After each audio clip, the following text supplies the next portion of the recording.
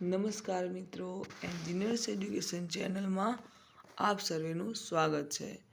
તો મિત્રો, આજે આપણે ધોરણ 6નો વિષય ગુજરાતીનું પ્રકરણ 17 સાપુતારાનો પ્રવાસના સ્વાધ્યાય પોથીના પ્રશ્નોના જવાબ જોઈશું. પ્રશ્ન નંબર 1. ઉદાહરણ મુજબ અન્ય શબ્દો લખો. ઉદાહરણ છે ઠેર ઠેર.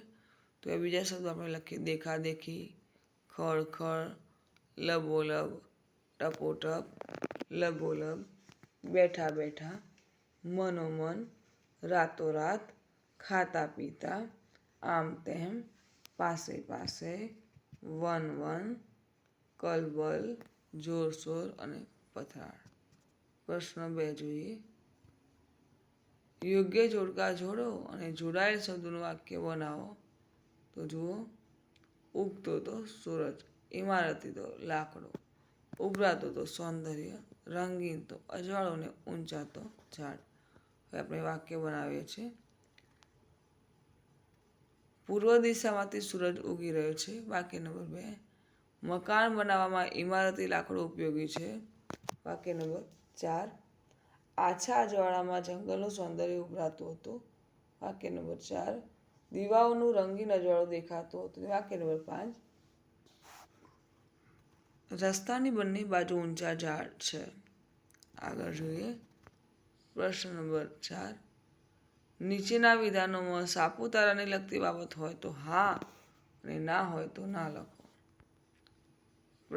વાક્ય નંબર 1. ગુજરાતનું એકમાત્ર હવા ખાવાનું સ્થળ તો સાપુતારા, બરાબર, તો હા. 2.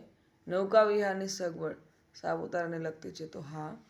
3. 10,000 મીટર ઊંચાઈ તો સાપુતારાને લગતું નથી તો ના. 4. સંગ્રહ સ્થાન અને મધમાખી ઉછેર કેન્દ્ર તો હા. અને 5. આંતરરાષ્ટ્રીય પતંગોત્સવ તો હા. આગળ જોઈએ. પ્રશ્ન નંબર 5. નીચેના વાક્યોને પાઠના ક્રમ મુજબ ગોઠવો. તો પ્રથમ વાક્ય છે કે બસ ઊંચે ને ઊંચે ચડતી જતી હતી. બીજું વાક્ય, સુરતથી વહેલી પરોઢે અમે બસમાં નીકળી પડ્યા.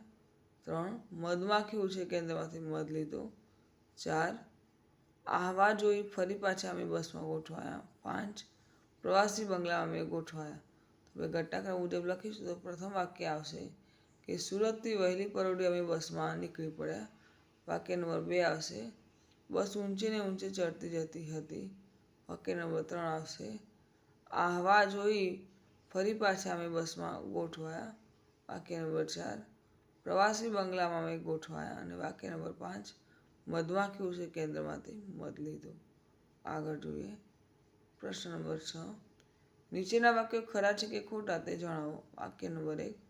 ઉનાળાની રજાઓમાં સાપુતારાનો પ્રવાસ ગોઠવ્યો હતો. વાક્ય ખોટું છે. 2. ડાંગના જંગલોમાં સાગના ઝાડ ખૂબ થાય છે. તો સાચું વાક્ય છે. 3. સાપુતારાનું ચઢાણ સીધું છે. તો વાક્ય ખોટું છે. 4. વઘઈ ડાંગ જિલ્લાનું વડું મથક છે. તો આ વાક્યમાં ખોટું છે. 5. સર્પગંગા નદીને કાંઠે પથ્થરની સાપની મૂર્તિ છે. તો વાક્ય સાચું છે. આગળ જોઈશું. પ્રશ્ન નંબર 7. તમે કરેલા પ્રવાસ વિશે 10-12 વાક્યો લખો. તો અમારી શાળામાંથી જાન્યુઆરી મહિનામાં 2 દિવસના પ્રવાસનું આયોજન કરવામાં આવ્યું હતું. પ્રવાસના સ્થળો હતા સોમનાથ, દીવ અને જૂનાગઢ. અમે વહેલી સવારે નીકળ્યા હતા. અમારું સૌપ્રથમ સ્થાન હતું દીવ. ત્યાં અમે દીવનો કિલ્લો જોયો હતો. ત્યાર પછી અમે નાગવા બીચ ગયા હતા. ત્યાં દરિયા કિનારે અમે બપોરનું ભોજન લીધું હતું. ત્યાંથી સાંજે અમે સોમનાથ ગયા. ત્યાં પ્રથમ જ્યોતિર્લિંગ સોમનાથ મહાદેવના દર્શન કર્યા. દરિયા કિનારે થોડો સમય ફર્યા. રાત્રિ રોકાણ સોમનાથમાં કર્યું હતું. બીજા દિવસે અમે જૂનાગઢ આવ્યા. ત્યાં રોપવેમાં બેસી ગિરનાર પર ચડ્યા. તે ખૂબ જ રોમાંચક અનુભવ હતો. ત્યાર પછી સક્કરબાગ પ્રાણી સંગ્રહાલયની મુલાકાત લીધી હતી. પ્રશ્ન નંબર 8 જોઈએ. ઉદાહરણ મુજબ અથી શરૂ થતા વિરુદ્ધાર્થી શબ્દોની જોડ બનાવો. ઉદાહરણ છે નાથ તો અનાથ, સત્ય તો અસત્ય, નિશ્ચિત તો અનિશ્ચિત, જ્ઞાન તો અજ્ઞાન, વિવેકી તો અવિવેકી, સહ્ય તો અસહ્ય, આવશ્યક તો અનાવશ્યક, ચોક્કસ તો અચોક્કસ અને નામી તો અનામી. પ્રશ્ન નંબર 9. ઉદાહરણ મુજબ વાક્ય બનાવો. ઉદાહરણ છે તેને સાપુતારાના પ્રવાસે જવાનું નક્કી કર્યું. બીજું વાક્ય તે સાપુતારાના પ્રવાસે જવાનું નક્કી કરે છે. ત્રીજું વાક્ય કે તે સાપુતારાના પ્રવાસે જવાનું નક્કી કરશે. તો અહીંયા જુઓ ભૂતકાળ, ભવિષ્યકાળ અને વર્તમાનકાળના વાક્યો છે. બરાબર. તો તે વાક્ય છે કે અમે વઘઈ ઉતર્યા, તો અમે વઘઈ ઉતર્યા હતા અને અમે વઘઈ ઉતરીશું. બીજું વાક્ય તે બાગમાં ફર્યો, તો તે બાગમાં ફરે છે ને તે બાગમાં ફરશે. આગળ જોઈશું. વાક્ય નંબર 3. અમે બસમાં બેઠા, તો અમે બસમાં બેઠા હતા અને અમે બસમાં બેસીશું. પ્રશ્ન નંબર 10. પ્રશ્નના ઉત્તર લખો. પ્રશ્ન નંબર 1. ડાંગના રમકડાની શી વિશેષતા છે?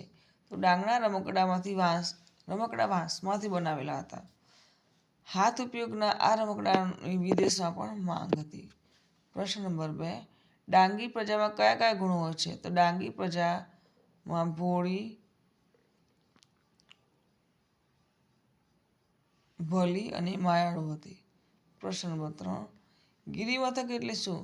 તો ગિરિમથક એટલે ઊંચા પર્વત પર આવેલું ફરવાલાયક સ્થળ જ્યાંનું વાતાવરણ ખૂબ જ સારું અને ઠંડુ હોય છે. પ્રશ્ન નંબર 4. ડાંગના ડુંગરાળ પ્રદેશમાં કયા કયા પક્ષીઓ જોવા મળે છે?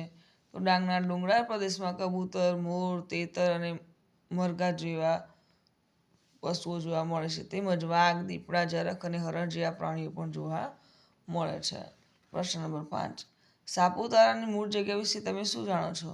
તો સાપુતારાની મૂળ જગ્યામાં સર્પગંગા નદીને કાંઠે પથ્થરની મૂર્તિ છે. આ સાપુતારાની મૂળ જગ્યાની નિશાની છે.